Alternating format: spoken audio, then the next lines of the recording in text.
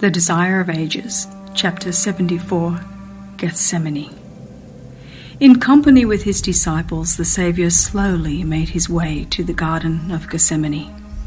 The Passover moon, broad and full, shone from a cloudless sky. The city of pilgrims' tents was hushed into silence. Jesus had been earnestly conversing with his disciples and instructing them. But as he neared Gethsemane, he became strangely silent. He had often visited this spot for meditation and prayer, but never with a heart so full of sorrow as upon this night of his last agony. Throughout his life on earth, he had walked in the light of God's presence. When in conflict with men who were inspired by the very spirit of Satan, he could say, "He that sent me is with me. The Father hath not left me alone, for I do always those things that please him." But now he seemed to be shut out from the light of God's sustaining presence. Now he was numbered with the transgressors. The guilt of fallen humanity he must bear. Upon him who knew no sin must be laid the iniquity of us all. So dreadful does sin appear to him, so great is the weight of guilt which he must bear, that he is tempted to fear it will shut him out forever from his Father's love. Feeling how terrible is the wrath of God against transgression, he exclaims, "My soul is exceeding sorrowful, even unto death." As they approached the garden, the disciples had marked the change that came over their master. Never before had they seen him so utterly sad and silent. As he proceeded, this strange sadness deepened, yet they dared not question him as to the cause. His form swayed as if he were about to fall. Upon reaching the garden, the disciples looked anxiously for his usual place of retirement, that their master might rest. Every step that he now took was with labored effort. He groaned aloud, as if suffering under the pressure of a terrible burden. Twice his companions supported him, or he would have fallen to the earth. Near the entrance to the garden, Jesus left all but 3 of the disciples, bidding them pray for themselves and for him. With Peter, James, and John, he entered its secluded recesses. These 3 disciples were Christ's closest companions. They had beheld his glory on the Mount of Transfiguration. They had seen Moses and Elijah talking with him. They had heard the voice from heaven. Now, in his great struggle, Christ desired their presence near him. Often they had passed the night with him in this retreat.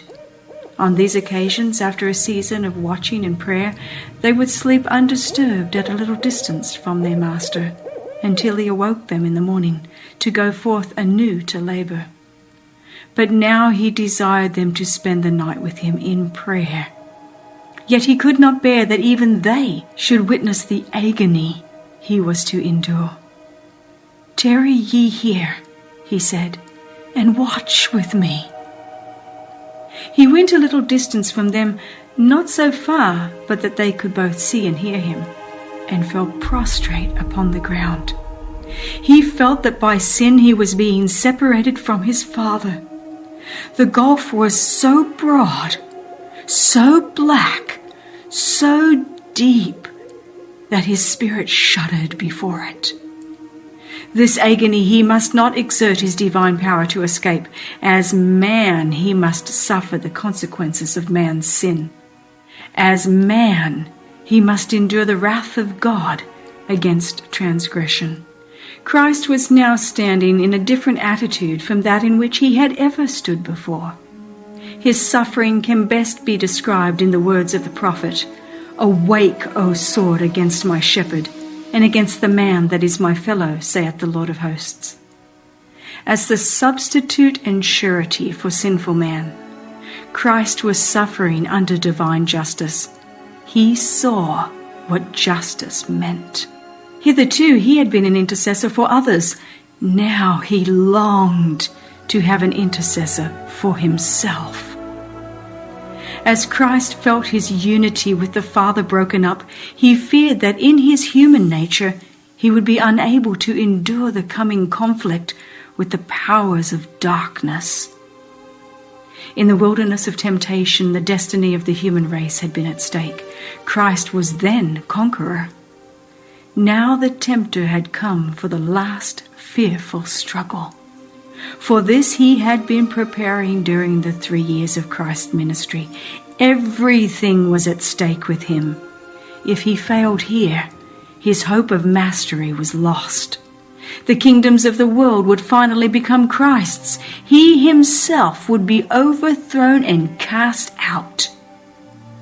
But if Christ could be overcome, the earth would become Satan's kingdom, and the human race would be forever in his power. With the issues of the conflict before him, Christ's soul was filled with dread of separation from God. Satan told him that if he became the surety for a sinful world, the separation would be eternal. He would be identified with Satan's kingdom and would never more be one with God. And what was to be gained by this sacrifice? How hopeless appeared the guilt and ingratitude of men. In its hardest features, Satan pressed the situation upon the Redeemer. The people who claim to be above all others in temporal and spiritual advantages have rejected you.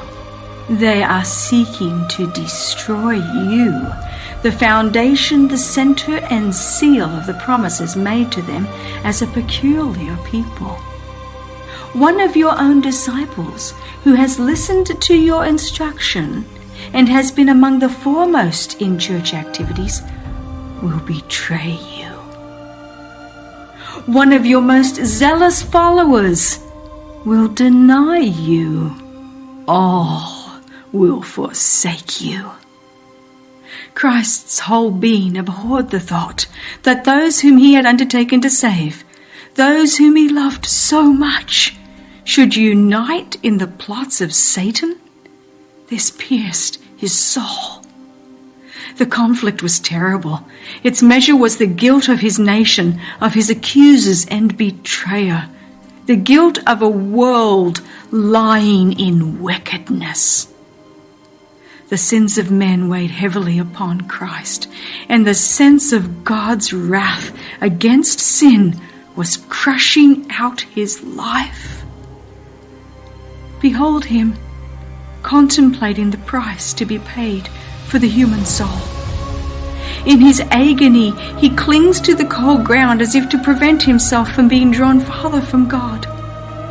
The chilling dew of night falls upon his prostrate form, but he heeds it not. From his pale lips comes the bitter cry, "Oh, my Father, if it be possible, let this cup pass from me." Yet even now he adds, "Nevertheless, not as I will, but as thou wilt." The human heart longs for sympathy and suffering. This longing Christ felt to the very depths of his being. In the supreme agony of his soul, he comes to his disciples with a yearning desire to hear some words of comfort from those whom he had so often blessed and comforted and shielded in sorrow and distress. The one who had always had words of sympathy for them was now suffering superhuman agony, and he longed to know that they were praying for him and for themselves. How dark seemed the malignity of sin. Terrible was the temptation to let the human race bear the consequences of its own guilt, while he stood innocent before God. If he could only know that his disciples understood and appreciated this, he would be strengthened. Rising with painful effort, he staggered to the place where he had left his companions. But he findeth them asleep. Had he found them praying, he would have been relieved. Had they been seeking refuge in God that satanic agencies might not prevail over them, he would have been comforted by their steadfast faith. But they had not heeded the repeated warning, watch and pray. At first they had been much troubled to see their master, usually so calm and dignified, wrestling with a sorrow that was beyond comprehension. They had prayed as they heard the strong cries of the sufferer. They did not intend to forsake their Lord, but they seemed paralyzed by a stupor which they might have shaken off if they had continued pleading with God. They did not realize the necessity of watchfulness and earnest prayer in order to withstand temptation. Just before he bent his footsteps to the garden, Jesus had said to the disciples, "All ye shall be offended because of me this night." They had given him the strongest assurance that they would go with him to prison and to death. And poor, self-sufficient Peter had added, "Although all shall be offended, yet will not I." But the disciples trusted to themselves. They did not look to the mighty helper, as Christ had counseled them to do. Thus, when the Saviour was most in need of their sympathy and prayers, they were found asleep. Even Peter was sleeping. And John, the loving disciple who had leaned upon the breast of Jesus, was asleep. Surely the love of John for his master should have kept him awake. His earnest prayers should have mingled with those of his loved Saviour in the time of his supreme sorrow. The Redeemer had spent entire nights praying for his disciples that their faith might not fail. Should Jesus now put to James and John the question he had once asked them, "Are ye able to drink of the cup that I shall drink of, and to be baptized with the baptism that I am baptized with?" They would not have ventured to answer, "We are able." The disciples awakened at the voice of Jesus, but they hardly knew him. His face was so changed by anguish. Addressing Peter, Jesus said, "Simon, sleepest thou? Couldst not thou watch 1 hour? Watch ye and pray, lest ye enter into temptation. The spirit truly is ready, but the flesh is weak." The weakness of his disciples awakened the sympathy of Jesus. He feared that they would not be able to endure the test which would come upon them in his betrayal and death. He did not reprove them, but said, "Watch ye and pray, lest ye enter into temptation." Even in his great agony, he was seeking to excuse their weakness. "The spirit truly is ready," he said, "but the flesh is weak." Again the Son of God was seized with superhuman agony, and fainting and exhausted, he staggered back to the place of his former struggle. His suffering was even greater than before. As the agony of soul came upon him, his sweat was as if it were great drops of blood falling down to the ground. The cypress and the palm trees were the silent witnesses of his anguish. From their leafy branches dropped heavy dew upon his stricken form, as if nature wept over its author, wrestling alone with the powers of darkness. A short time before, Jesus had stood like a mighty cedar, withstanding the storm of opposition that spent its fury upon him. Stubborn wills and hearts filled with malice and subtlety had striven in vain to confuse and overpower him. He stood forth in divine majesty as the Son of God. Now he was like a reed, beaten and bent by the angry storm. He had approached the consummation of his work a conqueror, having at each step gained the victory over the powers of darkness. As one already glorified, he had claimed oneness with God. In unfaltering accents, he had poured out his songs of praise. He had spoken to his disciples in words of courage and tenderness. Now had come the hour of the power of darkness. Now his voice was heard on the still evening air, not in tones of triumph, but full of human anguish. The words of the Saviour were borne to the ears of the drowsy disciples.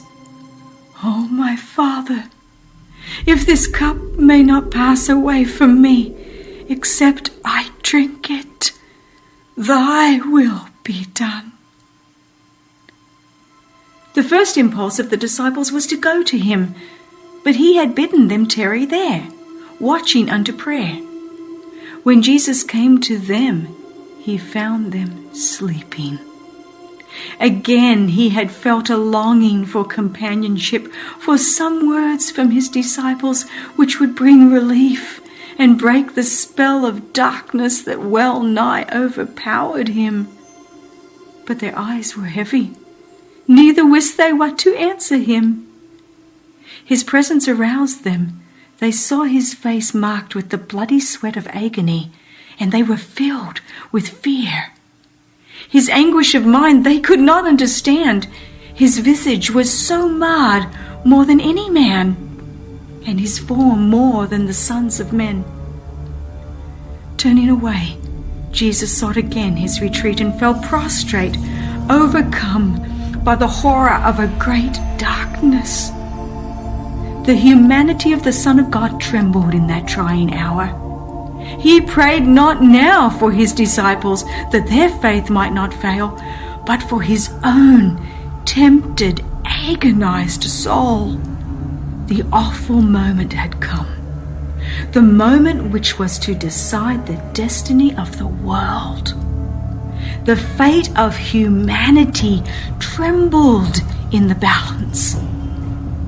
Christ might even now refuse to drink the cup apportioned to guilty man. It was not yet too late. He might wipe the bloody sweat from his brow and leave man to perish in his iniquity. He might say, "Let the transgressor receive the penalty of his sin, and I will go back to my Father." Will the Son of God drink the bitter cup of humiliation and agony? Will the innocent suffer the consequences of the curse of sin to save the guilty? The words fall tremblingly from the pale lips of Jesus.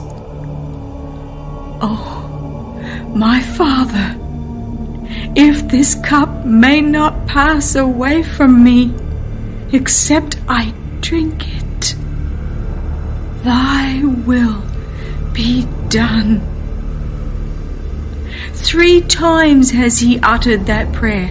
3 times has humanity shrunk from the last crowning sacrifice. But now the history of the human race comes up before the world's Redeemer. He sees that the transgressors of the law, if left to themselves, must perish. He sees the helplessness of man. He sees the power of sin. The woes and lamentations of a doomed world rise before him. He beholds its impending fate, and his decision is made.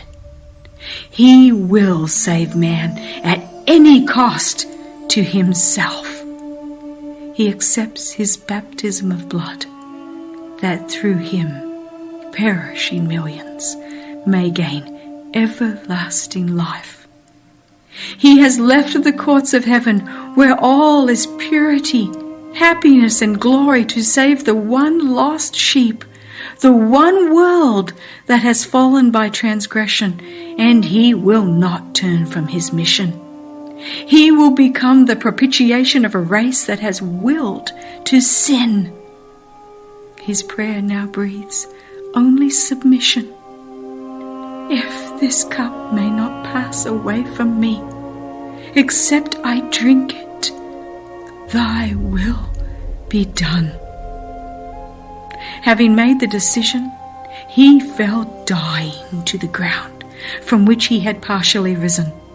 Where now were his disciples to place their hands tenderly beneath the head of their fainting master, and bathe that brow, marred indeed more than the sons of men? The Saviour trod the winepress alone, and of the people there was none with him. But God suffered with his Son. Angels beheld the Saviour's agony. They saw their Lord enclosed by legions of satanic forces, weighed down with a shuddering, mysterious dread. There was silence in heaven. No harp was touched.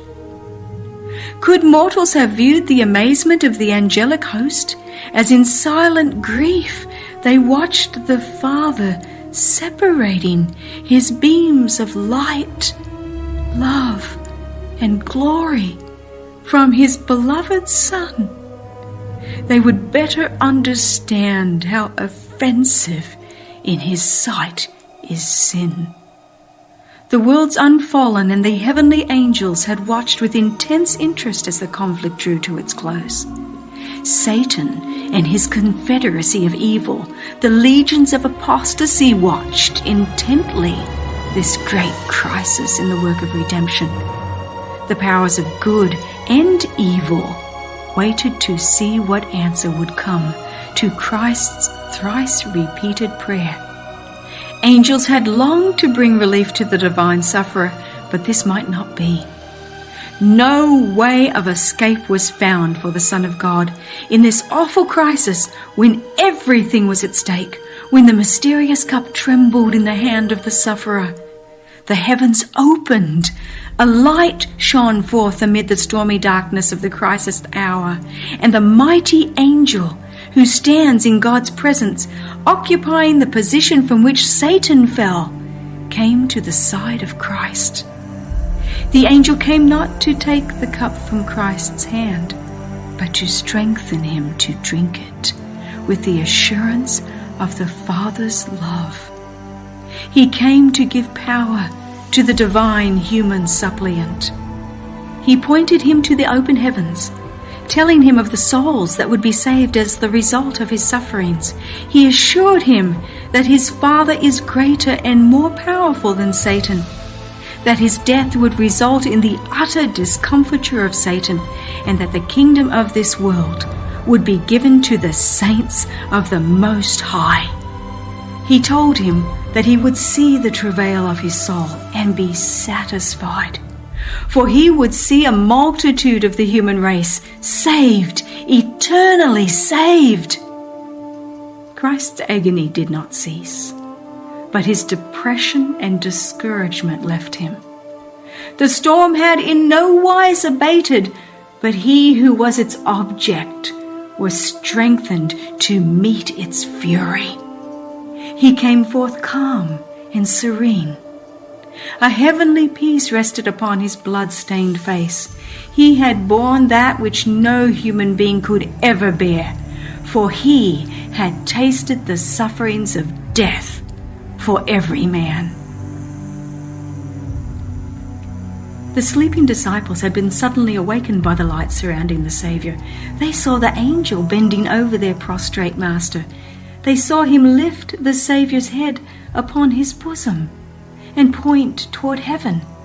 They heard his voice like sweetest music, speaking words of comfort and hope. The disciples recalled the scene upon the Mount of Transfiguration. They remembered the glory that in the temple had encircled Jesus and the voice of God that spoke from the cloud. Now that same glory was again revealed, and they had no further fear for their master. He was under the care of God. A mighty angel had been sent to protect him. Again, the disciples in their weariness yield to the strange stupor that overpowers them. Again, Jesus finds them sleeping. Looking sorrowfully upon them, he says, "Sleep on now, and take your rest. Behold, the hour is at hand, and the Son of Man is betrayed into the hands of sinners." Even as he spoke these words, he heard the footsteps of the mob in search of him, and said, "Rise, let us be going.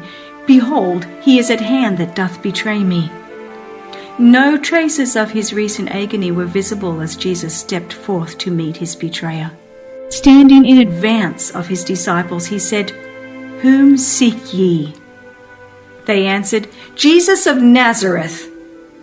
Jesus replied, "I am he." As these words were spoken, the angel who had lately ministered to Jesus moved between him and the mob. A divine light illuminated the Saviour's face, and a dove-like form overshadowed him.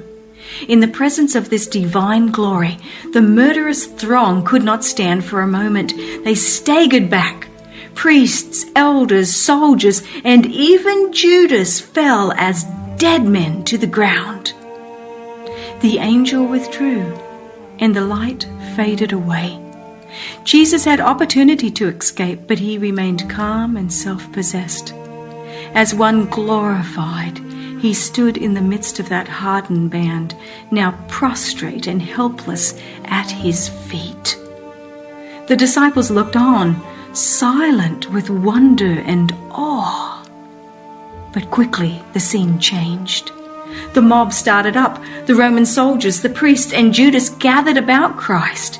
They seemed ashamed of their weakness and fearful that he would yet escape. Again the question was asked by the Redeemer, "Whom seek ye?" They had had evidence that he who stood before them was the Son of God, but they would not be convinced. To the question, "Whom seek ye?" again they answered, "Jesus of Nazareth." The Saviour then said, "I have told you that I am he. If therefore ye seek me, let these go their way," pointing to the disciples. He knew how weak was their faith, and he sought to shield them from temptation and trial. For them he was ready to sacrifice himself. Judas the betrayer did not forget the part he was to act. When the mob entered the garden, he had led the way, closely followed by the high priest. To the pursuers of Jesus he had given a sign, saying, "Whomsoever I shall kiss, that same is he, hold him fast." Now he pretends to have no part with them. Coming close to Jesus, he takes his hand as a familiar friend with the words, "Hail, Master." He kisses him repeatedly and appears to weep as if in sympathy with him in his peril. Jesus said to him, "Friend, wherefore art thou come?" His voice trembled with sorrow as he added, "Judas, betrayest thou the Son of Man with a kiss?" This appeal should have aroused the conscience of the betrayer and touched his stubborn heart. But honor, fidelity, and human tenderness had forsaken him. He stood bold and defiant, showing no disposition to relent. He had given himself up to Satan, and he had no power to resist him.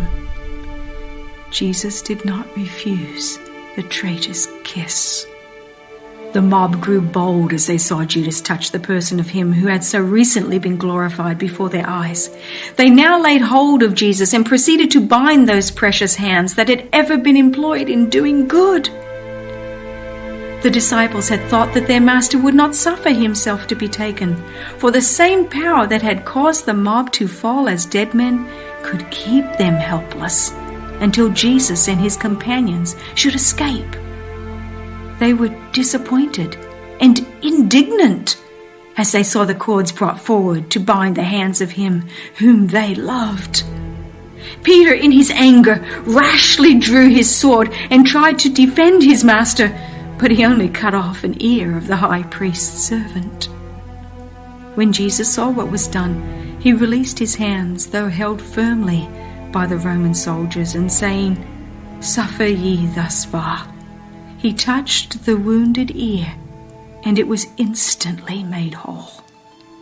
He then said to Peter, "Put up again thy sword into his place, for all they that take the sword shall perish with the sword. Thinkest thou that I cannot now pray to my Father, and he shall presently give me more than 12 legions of angels?" A legion in place of each one of the disciples. "Oh, why," the disciples thought, "does he not save himself and us?" Answering their unspoken thought, he added, "But how then shall the scriptures be fulfilled, that thus it must be? The cup which my Father hath given me, shall I not drink it?" The official dignity of the Jewish leaders had not prevented them from joining in the pursuit of Jesus. His arrest was too important a matter to be trusted to subordinates. The wily priests and elders had joined the temple police and the rabble in following Judas to Gethsemane. What a company for those dignitaries to unite with! A mob that was eager for excitement and armed with all kinds of implements, as if in pursuit of a wild beast. Turning to the priests and elders, Christ fixed upon them his searching glance. The words he spoke they would never forget, as long as life should last. They were as the sharp arrows of the Almighty. With dignity he said, "You come out against me with swords and staves as you would against a thief or a robber. Day by day I sat teaching in the temple. You had every opportunity of laying hands upon me, and you did nothing. The night is better suited to your work.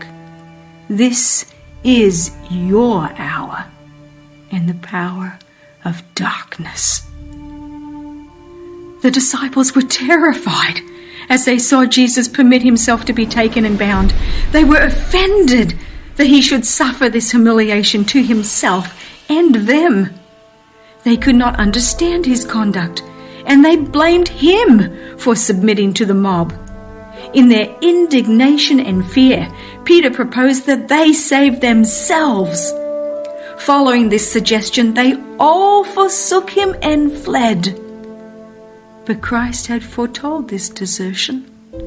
"Behold," he had said, "the hour cometh, yea, is now come, that ye shall be scattered every one to his own, and shall leave me alone. And yet I am not alone, because the Father is with me."